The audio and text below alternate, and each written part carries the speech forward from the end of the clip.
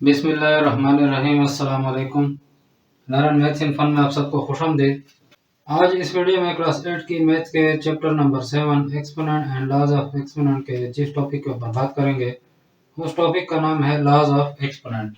यानी आज हम इस टॉपिक में जो एक्सपोनेंट है उसके लॉज के बारे में पढ़ेंगे कि कौन कौन से लॉज हैं, कौन कौन से कानून है, कौन कौन से जो हम लोग इनको यूज़ कर सकते हैं, एक्सपोनेंट को किस किस फार्मूले में इसको यूज़ कर सकते हैं। टॉपिक शुरू करने से पहले वीडियो के डिस्क्रिप्शन में इन तमाम टॉपिक्स है जिनको इस वीडियो में कवर किया गया और समझाया गया के टाइम स्टैम्प भी मौजूद हैं। तो आप लोग अगर कोई टॉपिक सीखना चाहते हैं तो डिस्क्रिप्शन में जाकर उस टॉपिक के सामने टाइम पर क्लिक करके वहां से डायरेक्ट वो टॉपिक सीख सकते हैं। दूसरा ये कि डिस्क्रिप्शन में व्हाट्सएप और टेलीग्राम के ग्रुप्स के लिंक भी मौजूद हैं, आप लोग वो ग्रुप भी ज्वाइन करना है। और साथ में पिछली वीडियो का लिंक भी आपको डिस्क्रिप्शन और ऊपर आई बटन में मिल जाएगा, आप वो वीडियो भी देख सकते हैं और सीख सकते हैं।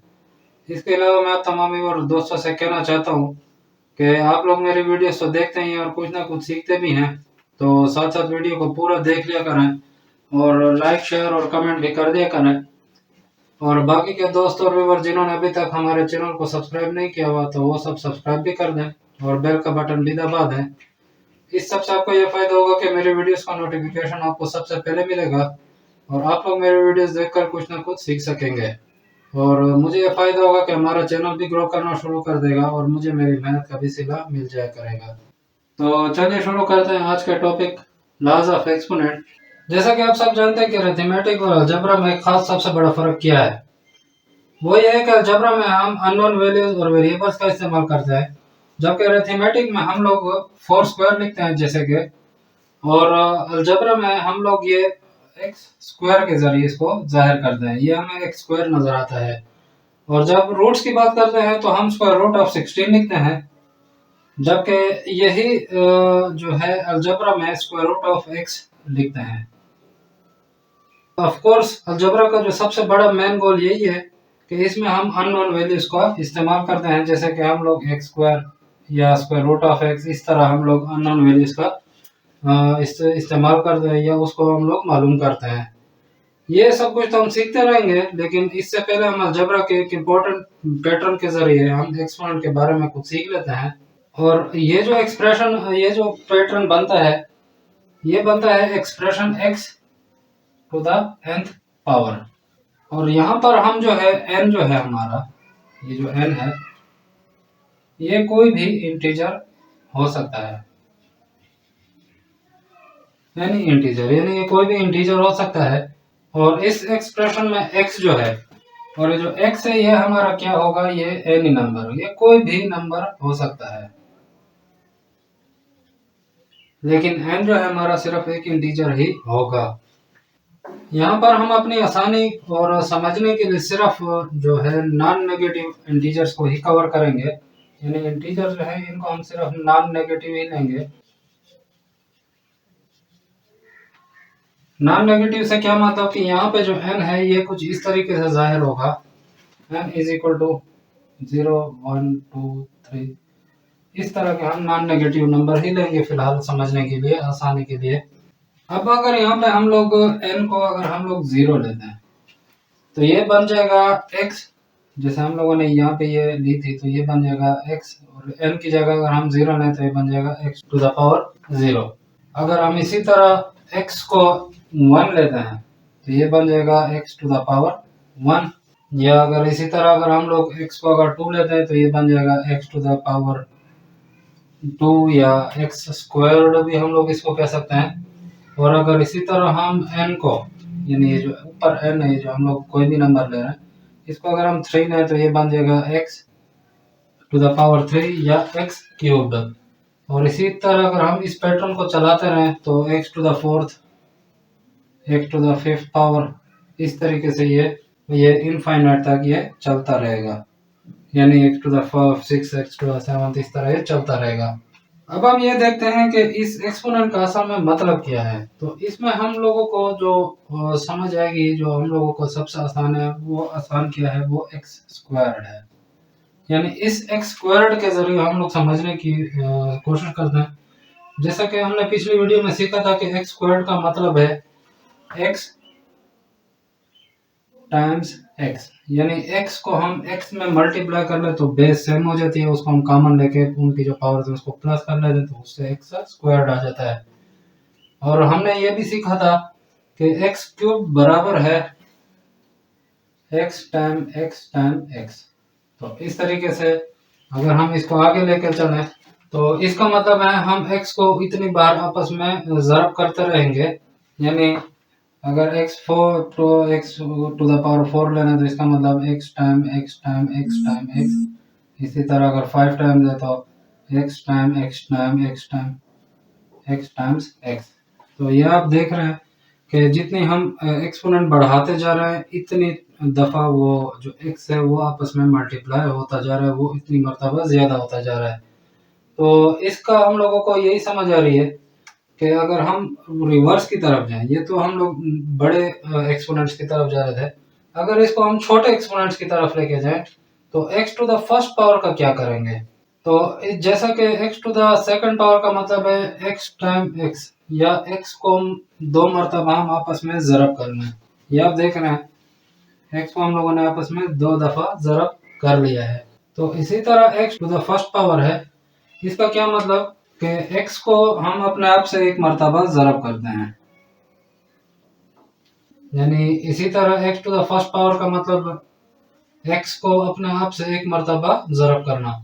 ये थोड़ा फनी ज़रूर लगता है लेकिन इसको ऐसे ही समझेंगे, लेकिन अगर इस पैटर्न को और से देखें तो इससे आपको यही समझ आएगी कि x to the first power को सिर्फ एक x होगा।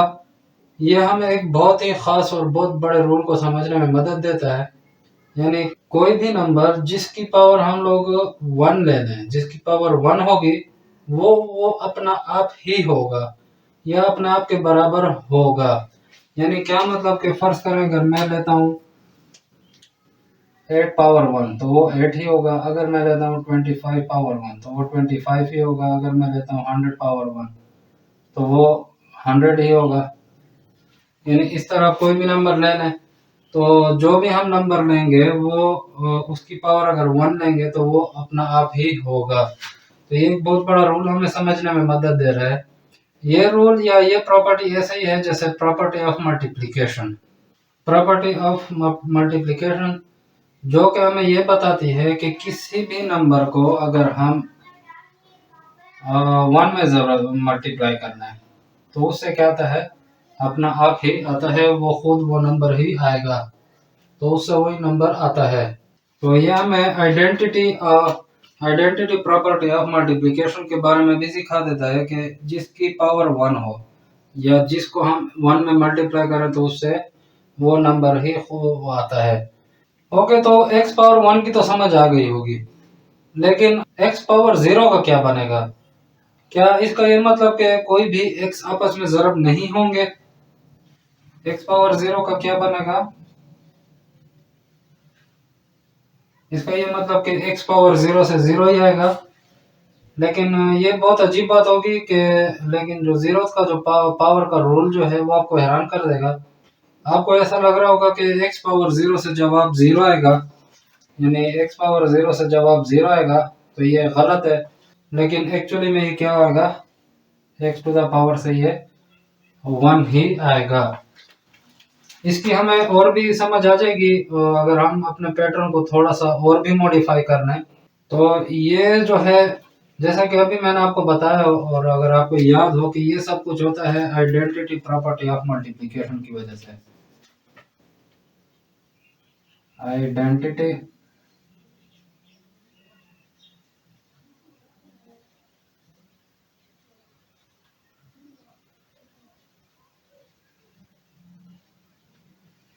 आइडेंटिटी प्रॉपर्टी ऑफ मल्टीप्लिकेशन की वजह से ये सब कुछ होता है।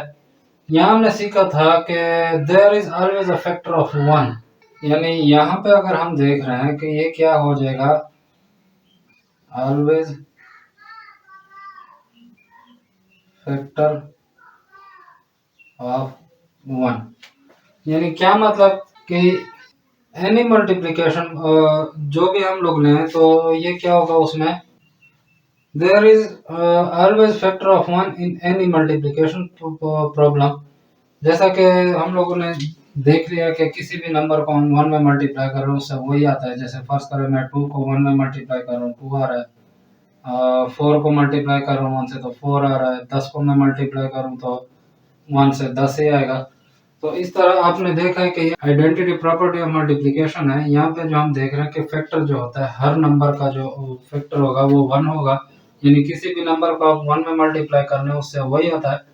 तो इस तरह ये मतलब कि इस आइडेंटिटी को अगर आप थोड़ा सा समझ लें तो आपको ये समझ आ जाएगी कि x पावर 0 जो है वो 1 कैसे आएगा।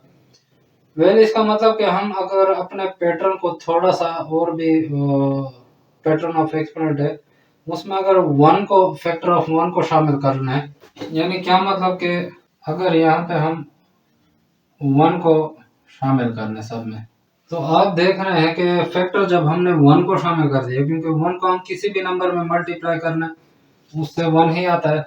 वेल इसका ये मतलब कि हम अपने पैटर्न ऑफ एक्सपोनेंट में फैक्टर ऑफ 1 को शामिल कर सकते हैं, यानी x to the first power जो है वो 1 टाइम्स x हो जाएगा।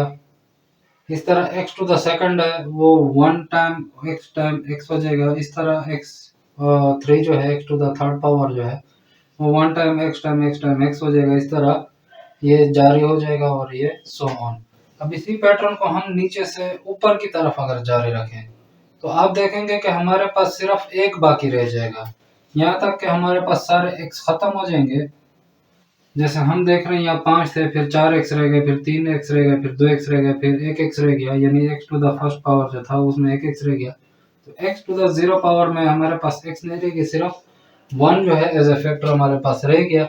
तो इस तरह यहाँ पे सारे x खत्म हो जाएंगे।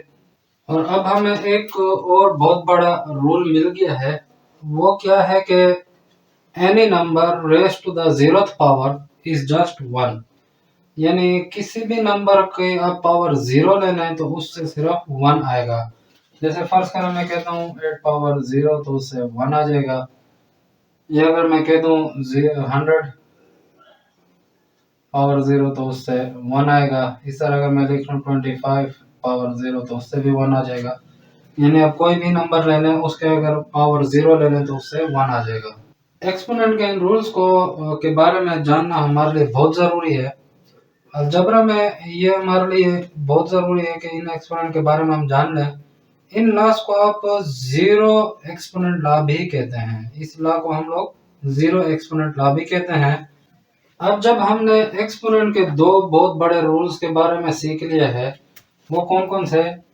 x to the first power is equal to x और x to the power 0 power is equal to 1।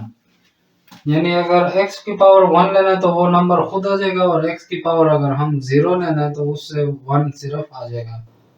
तो अब हम क्या करते हैं, बाकी के एक्सपोनेंट के बारे में भी हम लोग सीख लेते हैं।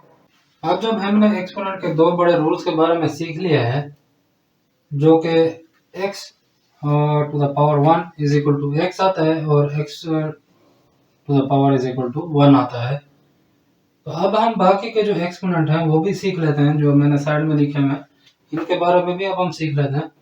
तो हम इन्हीं दो रूल्स को लेकर आगे बढ़ते हैं। तो जिस तरह हमने सीखा है कि x to the power 0 is equal to 1 और x टू द पावर 1 जो है उससे वही x आएगा। तो इस तरह अगर हम हायर वैल्यूज के जो इंटीजर की तरफ जाएं, जैसे कि x टू द पावर 2 या x squared is equal to 1 time x, इस तरह आ जाएगा। इसी तरह अगर हम x टू द पावर 3 की बात करें या x क्यूब की बात करें तो आ जाएगा 1 टाइम x। इस तरह ये चलता जाएगा सो ऑन। तो जिस तरह अभी हमने पॉजिटिव इंटीजर्स की बात की है, तो आप ये ना भूलना कि जो इंटीजर्स हैं वो नेगेटिव भी होते हैं।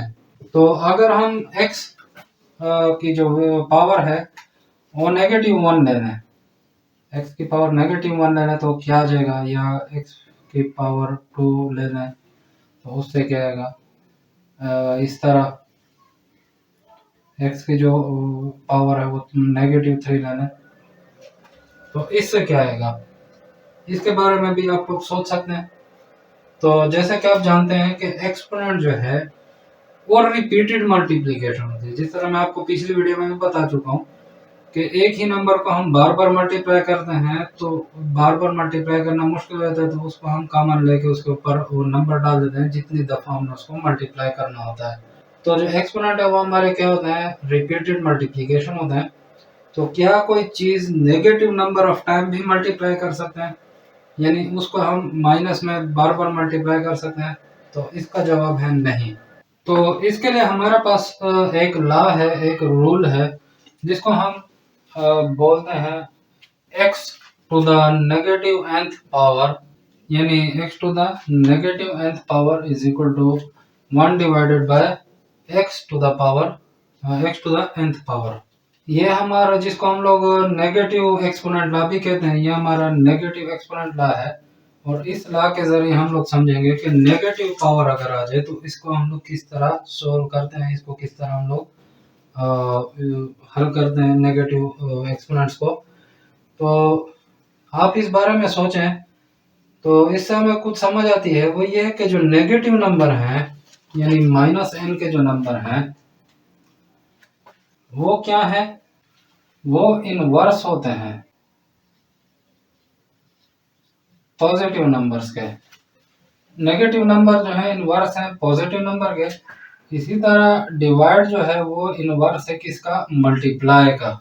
तो इसका ये मतलब कि जो नेगेटिव एक्सपोनेंट वाले जो नंबर हैं, यानी x to the negative nth power जो है, इसके जो नंबर होंगे वो रिपीटेड डिवीजन होंगे। वो क्या होंगे, वो रिपीटेड डिवीजन होंगे। यानी x टू द नेगेटिव 1 जो हो जाएगा वो क्या बन जाएगा, 1 डिवाइड बाय x, इस तरह बन जाएगा। यानी यहाँ पे जो पॉजिटिव नंबर लिया था उसको हम मल्टीप्लाई करेंगे। अब अगर नेगेटिव आ रहा है तो उसको हम लोग क्या कर लेंगे, तो मल्टीप्लिकेशन का इन्वर्स ले लेंगे डिवीजन। यानी जो पॉजिटिव नंबर थे उसका इन्वर्स नेगेटिव है, इसी तरह जो मल्टीप्लाई का इन्वर्स होगा वो डिवाइड हो जाएगा।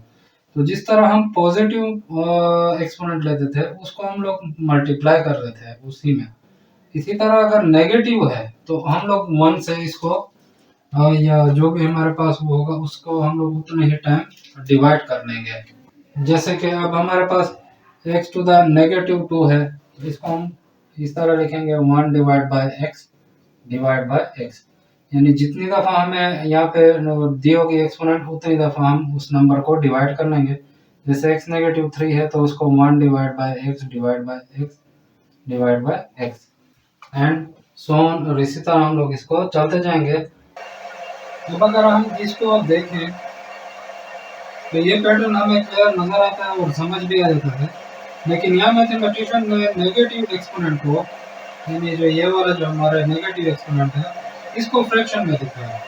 जहाँ हम देखते हैं x माइनस 1, इसको जैसे 1 इज डिवाइडेड बाय, अब ये एक जैसा नंबर यानी x को एक साथ ज़रा करता है। अब डिवाइड में हम इसको किस तरह लिखेंगे, जब ये इसको हम वो फ्रैक्शन में लाते हैं तो जो डिवीजन हो रहे हैं x, ये आपस में क्या हो जाएंगे, मल्टीप्लाई हो जाएंगे। जैसे मैं यहाँ पे x माइनस 2 लिख रहा हूँ तो x माइनस 2 जो है वो 1 ओवर x टाइम्स x हो जाएगा। लेकिन जैसे ये जो x ज़रब हो रहा है बॉटम में यानी फ्रैक्शन के नीचे, ये सब में सब के सब डिवाइड हो रहे हैं। जैसे मैं लिखता हूँ x माइनस 3, अगर इसको मैं फ्रैक्शन में लिखूँ तो x टाइम्स x, इस तरह ये फ्रैक्शन में आ जाएंगे। अगर मैं x माइनस 1 लिखूँ तो 1 ओवर x हो जाएगा। तो ये सब के सब आपस में मतलब हो तो डिवाइड है, जैसे इन सबको मल्टीप्लाई करके 1 के साथ डिवाइड करना है तो ये इस तरह आ जाएगा।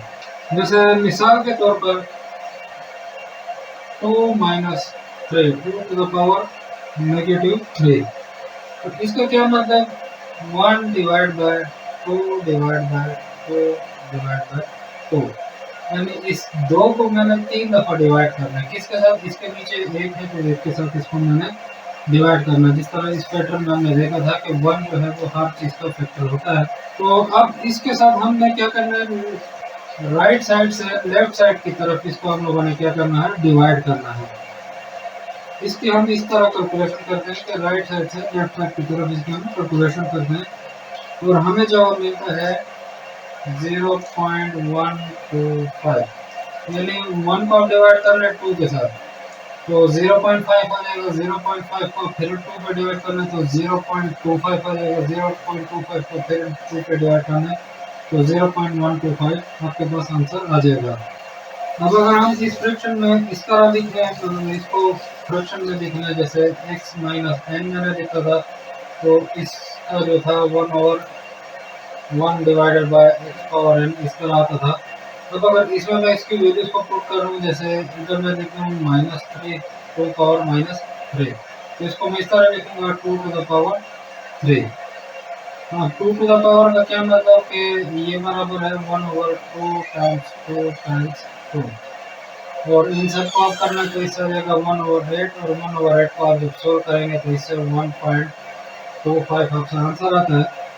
तो आपने देखा कि जब हम रिपीटेड पैटर्न के पैटर्न को लिखें या फ्रैक्शन फॉर्म को लिखें, जैसे हमें इन्वर्स लॉ में शो हो रहा है, जैसे यहाँ पर हम देख रहे हैं ये हमारे पास क्या है, इन्वर्स लॉ जो है,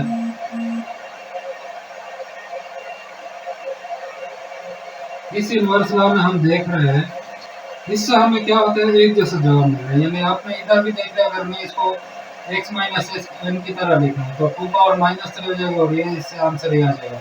या अगर मैं इसको फ्रैक्शन में लिख लूँ x minus x to the power negative n को, तो इसको लिख लेंगे 1 divide by x to the power n, और इसको जब हम सॉल्व करते हैं तो इससे ये आंसर आएगा। तो दोनों से आपका सेम आंसर आएगा।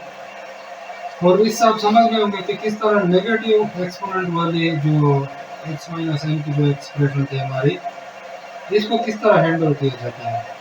यानी x minus n is equal to x to the power 1/x to the power n। इसी तरह अगर मैं x टू द नेगेटिव 1 करूँ तो इसका क्या आएगा 1/x टू द पॉजिटिव 1, और जस्ट 1/x, इस तरह आंसर इसका आ जाएगा। या मतलब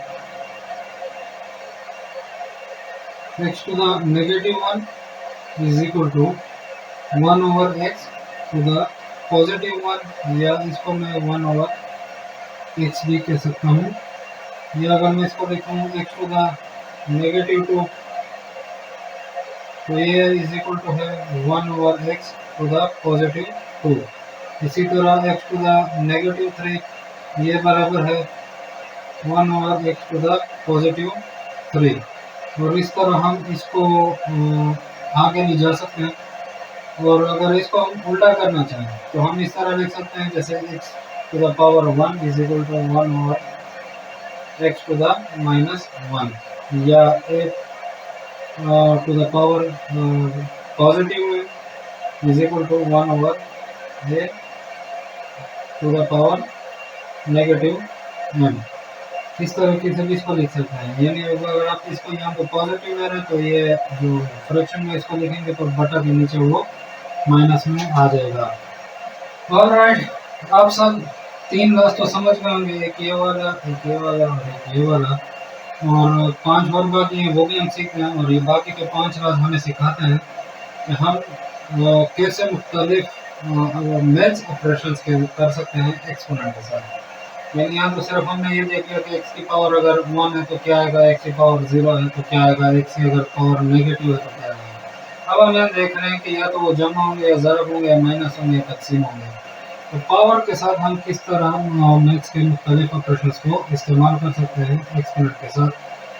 अब हम देखते हैं पावर लॉज। यानी ये जो 5 हमारे जो लॉज हैं ये क्या कहलाएंगे, पावर लॉज। यानी इनके क्या मतलब, किसी भी नंबर की हम पावर ले लें, यानी किसी भी नंबर की हम पावर ले लें और उसके ऊपर हम लोग एक और पावर ले लें, यानी पावर की पावर ले रहे हैं, पावर की भी हम लोग पावर ले रहे हैं। जैसा आप लोग देख रहे हैं कि एक एक्सप्रेशन है x to the power of n, और ये पैरेंथेसिस के अंदर ग्रुप है, और इस पूरे ग्रुप के ऊपर एक nth पावर भी है। तो अगर कोई भी हमें सिंप्लीफाई करने के लिए एक एक्सप्रेशन दे दे एक्स स्क्वायर्ड और क्यूब्ड, यानी अगर हम लोग इस तरह लिखें एक्स स्क्वायर्ड क्यूब्ड, यानी ये पैरेंथेसिस के अंदर ग्रुप है एक्स स्क्वायर्ड, और उसके बाहर हमने एक और एक्सप्रेशन ले ली क्यूब, एक्सपोनेंट ले लिया क्यूब। इसका मतलब है पूरे एक्स स्क्वायर्ड के ऊपर एक और थर्ड पावर यानी क्यूब पावर भी है। तो जैसा कि हमने लॉ बताता है x m is equal to x m n, यानी हम इस एक्सप्रेशन को सिंप्लीफाई या सोल्व कर सकते हैं सिंपल इसकी पावर या एक्सपोनेंट को एक साथ मल्टीप्लाई करके। यानी हम लोग देख रहे हैं कि इसकी जो पावर थी और ये जो बाहर पैरेंथेसिस के बाहर जो पावर थे, इन दोनों को हम लोगों ने क्या कर दिया, मल्टीप्लाई कर दिया और उस समय आंसर आ गया। जैसा अभी आप देख रहे हैं कि ये बराबर है x to the power of m n, यानी एम टाइम एन। यानी हमारी एग्जांपल में x squared third raise to the third power, ये बराबर है x to the power of 2 times 3, ठीक है, जो कि बनता है x to the power of 6, यानी 6 बनता है। अब आप लोग ये जानना चाहेंगे कि क्या ये सही भी है या नहीं। तो आप ये सोचेंगे कि x squared to the third power तो क्या मतलब है। इसका मतलब है कि हमने 3 मरतबा एक्स स्क्वायर्ड को मल्टीप्लाई करना है। जैसा कि हम लोग लिख रहे हैं कि एक्स स्क्वायर्ड क्यूब, तो हमें क्या कह रहा है कि ये एक्स स्क्वायर को अब 3 मरतबा क्या करना है, मल्टीप्लाई करना है, यानी x square times x square times x squared. और इसमें हर स्क्वायर्ड का मतलब है कि एक्स टाइम एक्स, यानी ये इस तरह लिखा जाएगा। ये वाला आप देख रहे हैं, इसको हम इस तरह भी लिख सकते हैं, जो एक्स स्क्वायर्ड है इसका मतलब है एक्स टाइम्स एक्स, फिर बीच में टाइम्स है, फिर एक्स स्क्वायर का ये मतलब है कि एक्स टाइम्स एक्स, फिर इस एक्स को स्क्वायर का मतलब है एक्स टाइम्स एक्स। तो हमें ये मालूम हो गया कि ये 6 एक्स आपस में मल्टीप्लाई हो रहा है, यानी 1 2 3 4 5 6, जो कि x to the 6th power बनता है, यानी x to the 6th power बनता है। तो देखा आपने हमारा जो ना है वो क्या कर रहा है, सही काम कर रहा है। यानी हमारे पास कोई नंबर है, उसकी हमने कोई पावर ले ली और इन सब की एक और पावर ले ली। यानी हमारे पास कोई नंबर है, उसकी हमने पावर ले ली और उसकी हमने एक और पावर ले ली, तो हम इन एक्सपोनेंट को आपस में ज़रब कर देंगे। और ये जो एक्सपोनेंट का जो नेगेटिव एक्सपोनेंट वाला जो है उस पर भी ये काम करता है। जैसे हमारे पास x squared raise to the negative third power हो, तो हमारे इस लॉ के मुताबिक ये जो बराबर होगा ये x to the power of 2 times -3 होगा, यानी एक्स टू द 2 टाइम्स -3 होगा। यानी क्या मतलब कि इस -3 को 2 के साथ ज़रब दें तो ये बनेगा एक्स टू द नेगेटिव 6 बनता है। अब अगर आप देखना चाहेंगे कि ये लॉ सही काम कर रहा है या नहीं है, तो इसके लिए हम अपने पिछले नेगेटिव एक्सपोनेंट वाले लॉ को देखते हैं, जो कि x minus n is equal to 1/x n हमें बताता है कि किसी एक्सपोनेंट की पावर नेगेटिव हो तो उसे हम फ्रैक्शन में भी लिख सकते हैं। इस लॉ के मुताबिक अगर x square to the negative raise to the negative third power, इसको अगर हम फ्रैक्शन में लिखें तो ये इस तरह बनता है 1 divide by x square raise to the positive third power.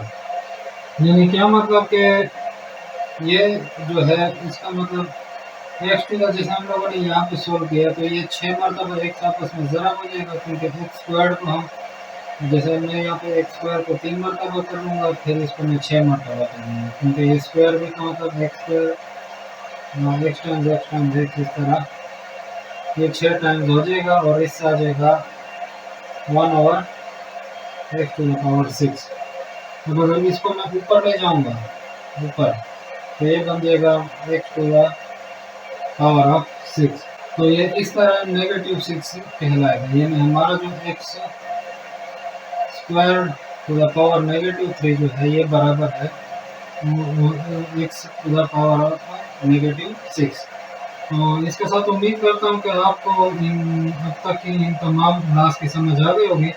अब तक हमने क्या किया है, अपने आधे दस तकरीबन सीखनी है, और बाकी के जो ना हैं उनको हम 2-2 के सेट में सीखेंगे। यानी इन दो को हम एक साथ सीखेंगे और इन दो को हम लोग एक साथ सीखेंगे, क्योंकि ये हमें बताते हैं कि हम कैसे सेम बेस वाले एक्सप्रेशन को मल्टीप्लाई और डिवाइड कर सकते हैं। यानी सेम बेस वाले जो प्रोडक्ट और क्वेश्चंस हैं उनके लॉ को हम लोग सीखते हैं। पहले राउंड में हम देखते हैं कि अगर हम x with the power m जो है बेस को अगर ज़रब दें x with the exponent m same base के साथ, तो हम सिंपली इन दोनों को क्या करते हैं, कंबाइन कर लेते हैं और इनकी एक्सपोनेंट को हम लोग क्या करते हैं, ऐड कर लेते हैं। और जो दूसरा लॉ है उसमें हम देखते हैं कि अगर हम x with the exponent m जो बेस है उसको हम डिवाइड कर दें same base x with the exponent m के साथ, तो हम क्या करते हैं, सिंपली इन दोनों को कंबाइन कर लेते हैं और इनकी जो एक्सपोनेंट है इनको हम आपस में क्या करते हैं, वो सब्ट्रैक्ट कर देते हैं। तो चलिए इन दोनों की एक एक एग्जांपल को देख लेते हैं। जैसे फर्स्ट करें 2 to the third times 2 to the fourth, तो इसको हम लोगों ने क्या किया है, क्या ये हमारा टेलर लॉ के पैटर्न पर पूरा उतरता है, यानी इस लॉ पे पूरा उतरता है? तो इसका जवाब है जी हाँ, इन दोनों की जो एक्सप्रेशन है इनकी बेस एक जैसी है, लेकिन सिर्फ इनके एक्सपोनेंट अलग अलग हैं। हमारा लॉ तभी वर्क करता है अगर यहाँ एक्सपोनेंट भी एक जैसे होते हैं, लेकिन यहाँ एक्सपोनेंट जो है एक जैसे नहीं है, सिर्फ बेस एक जैसे है। तो यहाँ पर हमारा लॉ बताता है कि ये बराबर होंगे 2 to the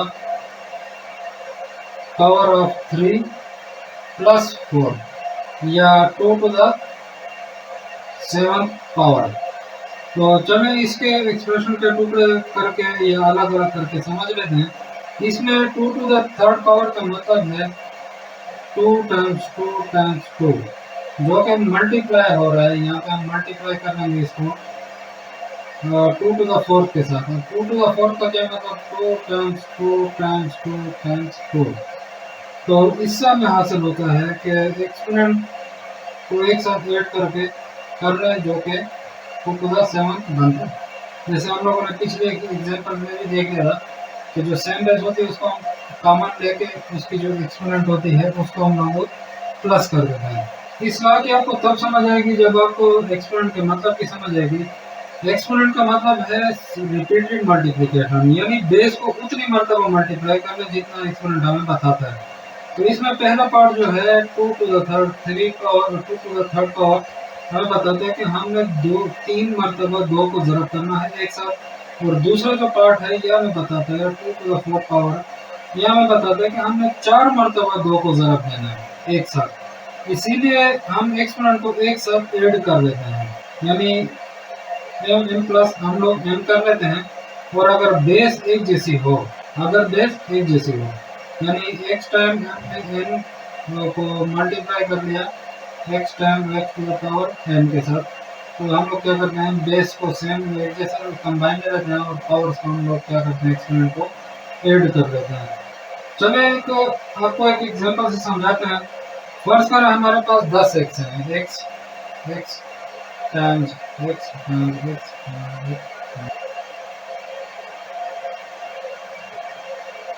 और ये आपस में क्या हो रहा है, आपस में मल्टीप्लाई हो रहे हैं। तो इनको हम क्या करते हैं, अलग अलग ग्रुप बना लें और इनको एक्सपोनेंट को कंबाइन कर लें। तो जैसा कि पहले 4x को, यानी 1 2 3 4, 1 2 3 4, इनको मैंने क्या किया, x to the fourth combine कर दिया, और बाकी के 6 जो हैं 1 2 3 4 5 6, x टू द सिक्स, इसको हमने क्या कर लिया, कंबाइन कर लें। और ऑफ कोर्स ये सारे एक्सप्रेशन है ये भी आपस में क्या हो रही है, मल्टीप्लाई हो रही हैं। तो जैसे सारे एक्स आपस में मल्टीप्लाई हो रहे थे, तो क्या आप इन सब को एक्स को इस तरह मल्टीप्लाई करना चाहेंगे? तो जवाब है यकीनन नहीं। तो क्यों ना इन तमाम एक्स को, यानी इन तमाम एक्स को हम लोग क्या करें, 10x को एक साथ एक्सप्रेशन में x टू द 10 में कंबाइन करना है, यानी x टू द 10, यानी इन दोनों को हम लोगों ने क्या किया है, x कंबाइन करके पावर जो है एक्सपोनेंट को ऐड कर रहे हैं, और उससे हमारे पास क्या आ गया, x टू द 10 पावर। तो इस तरह जो है हमारा जो लॉ है सही साबित होता है, यानी x to the fourth times x to the six, तो ये बराबर है x to the power of 4 plus 6 या x टू द 10। तो इस तरीके से हमारा ये जो ये वाला वो ला था, ये हम लोगों ने देख लिया कि किस तरह से ये काम कर रहा है। चलिए कुछ एग्जांपल हमारे इस सेट के जो सेकंड लॉ है ये भी देख लेते हैं, जो हमें बताता है कि किस तरह सेम बेस की एक्सप्रेशन को डिवाइड करते हैं। फर्ज करें हमारे पास एक एक्सप्रेशन है 5 to the third power divided by 5 to the second power. तो हम लोगों को क्या ये ना बताता है कि हम लोगों ने इसको सिंप्लीफाई किस तरह कर सकते हैं कि एक्सपोनेंट को सब्ट्रैक्ट करके। हम इनको किस तरह कर सकते हैं, एक्सपोनेंट को सब्ट्रैक्ट करके जब हम इस तरह करते हैं तो हमारे पास एक एक्सप्रेशन बनेगी 5 to the third power minus 2, या इसको मैं इस तरह भी लिख सकता हूँ 5 टू द फर्स्ट पावर। ये हमारे पास ये एक्सप्रेशन बनेगी, यानी इसको हम लोगों ने कॉमन लेके बेस को पावर जो उसकी जो एक्सपोनेंट है उसको आपस में क्या कर दिया है, सेपरेट कर दिया है। अगर सेम बेस वाली मल्टीप्लाई हो रही है, सेम बेस वाली मल्टीप्लाई हो रही है तो उनके एक्सपोनेंट को हम प्लस कर देंगे। अगर सेम बेस वाली एक्सप्रेशन जो है डिवाइड हो रही है तो उसका हम बेस को कॉमन लेके जो एक्सपोनेंट है उसको हम लोग क्या करते हैं, सब्ट्रैक्ट कर देते हैं। तो क्या ये सही है? इसको समझने के लिए हम एक्सप्रेशन को थोड़ा सा एक्सपेंड कर लेते हैं। हमारे पास डिवीजन प्रॉब्लम में जो है 5 टू द थर्ड जो है ये इस तरह बनता है, यानी 5 टू द थर्ड जो है ये इस तरह बनता है 5 टाइम्स 5 टाइम्स 5। और जो नीचे वाला 5 टू द सेकंड है, 5 टू द सेकंड, इसको हम लोग किस तरह लिखेंगे, 5 टाइम्स 5। तो क्या ये आपको कुछ दिक्कत सा लगता है जब हम फ्रैक्शन को सॉल्व या सिंप्लीफाई करते हैं, यानी इस तरह की कोई फ्रैक्शन होती है इसको हम जब हम सॉल्व करते हैं तो जी हाँ, जब हम बेस एक जैसे होते हैं तो इन फ्रैक्शन में ऊपर और नीचे के जो कॉमन फैक्टर के पेयर होते हैं उनको आपस में, यानी अगर इसको हम लोग कॉमन ले लें और इसको हम लोग कॉमन ले लें तो इनको हम आपस में काट लेते हैं। ऊपर नीचे के जो सेम बेस वाले जो फ्रैक्शन होते हैं उनको हम लोग क्या कर लेते हैं, काट लेते हैं। और जबकि हमारे पास नीचे बॉटम में सब कुछ कैंसिल हो गया तो हमारे पास सिर्फ एक बच जाता है जो कि इस सब का फैक्टर होता है, और हमारे पास ऊपर सिर्फ एक 5 बच गया है। तो हमारे एक्सप्रेशन जो है वो क्या हो गई, हल हो गई, और हमारे पास 5/1 जो है वो बाकी रह गया है। या सिर्फ अगर इसको 5 भी लिख देते हैं या सिर्फ इसका 5 भी लिख दें, और हमारे जो लॉ के मुताबिक हमारे पास 5 टू द फर्स्ट पावर बच गया था जो कि सिर्फ 5 होता है। चलो एक और एग्जांपल से समझने की कोशिश करते हैं, यानी x to the fourth power over x to the sixth power. तो ये कुछ इंटरेस्टिंग सा लग रहा है। हमारे लॉ के मुताबिक सेम बेस वाले फ्रैक्शन में ये देख रहे हैं कि इसकी जो एक्सप्रेशन है वो सेम है, x जो है वो जो बेस है वो क्या है, सेम है। इसमें जो नीचे बॉटम वाले एक्सपोनेंट हो, यानी x जो है इसकी जो पावर 6 है, इसको हम क्या करेंगे, ऊपर वाले एक्सपोनेंट में से सब्ट्रैक्ट करते हैं। लेकिन इस केस में, इस एग्जांपल में हमारा जो रिजल्ट है वो नेगेटिव एक्सपोनेंट में आएगा, क्योंकि बॉटम जो है, बॉटम नीचे वाला एक्सपोनेंट बड़ा है ऊपर वाले एक्सपोनेंट से। यानी 4 में से अगर हम -6 करें तो ये हमारे पास आंसर में क्या आएगा, नेगेटिव एक्सपोनेंट आएगा। ये क्या आएगा, नेगेटिव एक्सपोनेंट हमारे पास आएगा। इस तरीके से x में 4 में से हम 6 को माइनस करना है तो वो क्या आएगा, -2 आएगा। तो हमारे लॉ के मुताबिक x to the power m और x to the power n, इसको अगर हम सोल्व करें तो ये जो है x टू द -2 इसका आंसर आएगा, यानी 4 में से 6 माइनस होकर आएगा। चलिए इसको थोड़ा एक्सपेंड करके देखते हैं कि क्या ये सही हो रहा है। तो ऊपर जो है हमारे पास x टू द फोर्थ है, जैसे x टू द फोर्थ जो है वो किस तरीके से है, x times x times x times x, और ये सारे आपस में x के हो रहे हैं, मल्टीप्लाई हो रहे हैं। और नीचे x टू द 6 जो है, x टू द 6 जो है वो क्या हो रहा है, ऐसे है जैसे x times x times x times x times x times x। तो ये सारे आपस में एक्स के और हैं आपस में मल्टीप्लाई हो रहे हैं। तो आप एक दफा फिर देख रहे हैं, जिस तरह हम लोगों ने इस वाले में देख लिया था, ये यहाँ पे 5 हम लोगों ने देखा था कि जो सेम जो फैक्टर्स होते हैं, कॉमन फैक्टर्स जो होते हैं, पेयर ऑफ कॉमन फैक्टर्स, उसको आपस में हम लोग कैंसिल कर देते हैं। यानी ये एक्स फर्ज करें कॉमन है, इसको काट देते हैं, ये एक्स भी कॉमन है, इसको भी काट देते हैं, ये एक्स भी कॉमन है, काट देते हैं, ये एक्स भी कॉमन है, काट देते हैं।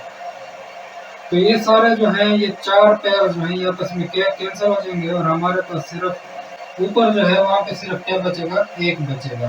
क्योंकि ये जो एक है ये आपको पता है कि सबका फैक्टर होता है, और नीचे जो है वो सिर्फ क्या हो जाएंगे, 2 एक्स आपस में मल्टीप्लाई हो रहा है। जब हम इन 2 एक्स को आपस में कंबाइन करें तो ये बनता है x4 और x6। इसका जो हम लोगों ने कैंसिल कर दिया तो ऊपर एक बच गया क्योंकि वो सबका फैक्टर है, और नीचे जो 2 हैं इनका क्या बच गया, एक्स स्क्वायर्ड। ये बनता है 1 ओवर एक्स स्क्वायर्ड, ये बनता है। और अगर आपको याद हो नेगेटिव एक्सपोनेंट वाला जो लॉ था हमारे पास, जो हमने शुरू में सीखा था, इस लॉ के मुताबिक आप देख रहे हैं ये जो लॉ है हमारे पास, एक्स नेगेटिव है और 1 ओवर एक्स नेगेटिव पॉजिटिव है। इस लॉ के मुताबिक ये जो 1 ओवर एक्स स्क्वायर्ड है ये बराबर होगा एक्स माइनस 2, यानी x to the power of negative 2 के। तो इससे भी हमें पता चलता है कि हमारा जो लॉ है वो सही काम कर रहा है।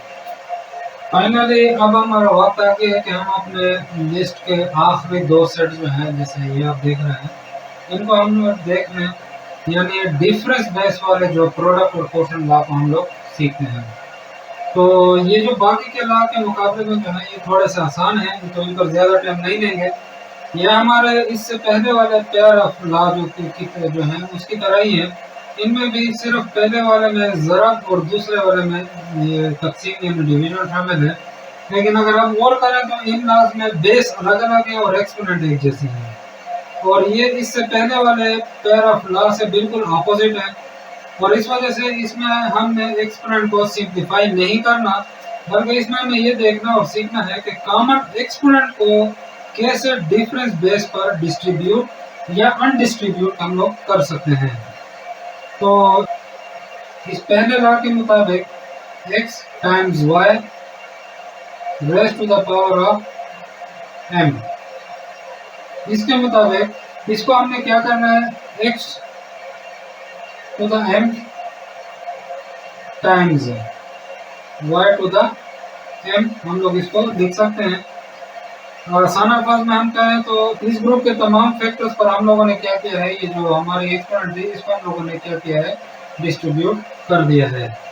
और इस ग्रुप के दूसरे लॉ के मुताबिक x divided by y raise to the power of m, इसको हमने क्या किया है, तो हमने x to the m divide by y to the m, इसको हम लोग इस तरह भी लिख सकते हैं। और आसान अल्फाज में हम लोगों ने इसके जो जितने भी फैक्टर्स थे उस पर हम लोगों ने क्या किया है, इस n को जो इसका जो एक्सपोनेंट है उसको हम लोगों ने डिस्ट्रीब्यूट कर दिया है। और ये दोनों लॉ यानी x m times y m, और यहाँ पे अगर हम देखें x to the n divide by y to the n, ये हम लोग क्या करते हैं, रिवर्स भी हम लोग इसको काम कर सकते हैं। तो किस तरीके से काम करते हैं, जो इनकी एक्सपोनेंट है अगर बेस अलग अलग है और एक्सपोनेंट सेम है तो हम क्या करते हैं, इनको अनडिस्ट्रीब्यूट भी कर सकते हैं, यानी x टाइम्स y लिख के इनकी जो एक्सपोनेंट है उसको हम लोग कॉमन ले सकते हैं, या इसमें हम लोग x डिवाइड बाय y लिख के इनकी जो एक्सपोनेंट है उसको हम लोग कॉमन ले सकते हैं, अनडिस्ट्रीब्यूट कर सकते हैं। यहाँ हमने डिस्ट्रीब्यूट किया और यहाँ हम लोगों ने क्या किया है, अनडिस्ट्रीब्यूट किया, मतलब रिवर्स काम कर दिया है। इसमें हम लोगों ने दोनों की जो पावर है उसको एक्सपोनेंट को हम लोगों ने कॉमन ले लिया, अनडिस्ट्रीब्यूट कर दिया।